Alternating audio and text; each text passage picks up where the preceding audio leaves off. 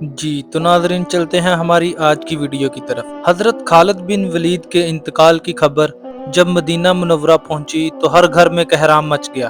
جب حضرت خالد بن ولید کو قبر میں اتارا جا رہا تھا تو لوگوں نے یہ دیکھا کہ آپ کا گھوڑا اشجر، جس پر بیٹھ کے آپ نے تمام جنگیں لڑی، وہ بھی آنسو بہا رہا تھا۔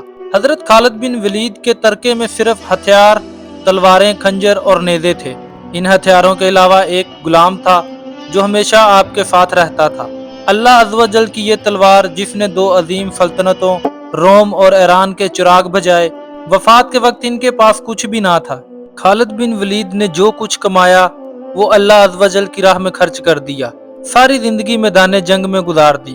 صحابہ نے گواہی دی کہ ان کی موجودگی میں ہم نے شام اور عراق میں کوئی بھی جمعہ ایسا نہیں پڑھا جس سے پہلے ہم ایک شہر فتح نہ کر چکے ہوں، یعنی ہر دو جمعوں کے درمیانی دنوں میں ایک شہر ضرور فتح ہوتا تھا۔ بڑے بڑے جلیل القدر صحابہ نے حضور سے حضرت خالد کے روحانی تعلق کی گواہی دی۔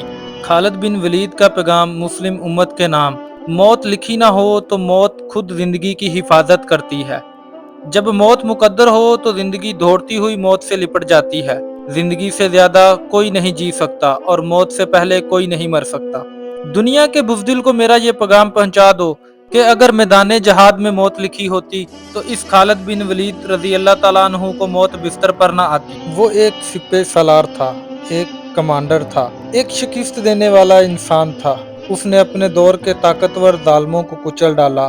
اس نے سلطنت فارس کو کچل ڈالا، اس نے رومیوں کو کچل ڈالا، اس نے ارمینیا کو شکست دی، اس نے اردن کو شکست دی، اس نے شام کو شکست دی۔ وہ ایک ناقابل شکست کمانڈر تھا، وہ ایک ناقابل شکست حکمران تھا، اور یہ اللہ تعالیٰ کی تلواروں میں سے ایک تلوار حضرت خالد بن ولید رضی اللہ تعالیٰ عنہ تھے۔ اس پیغام کو اس دور میں ہر مسلمان کو ضرور سننا چاہیے اور حضرت خالد بن ولید رضی اللہ تعالیٰ عنہ کے قول کو وقتاً وقتاً دہراتے رہنا چاہیے۔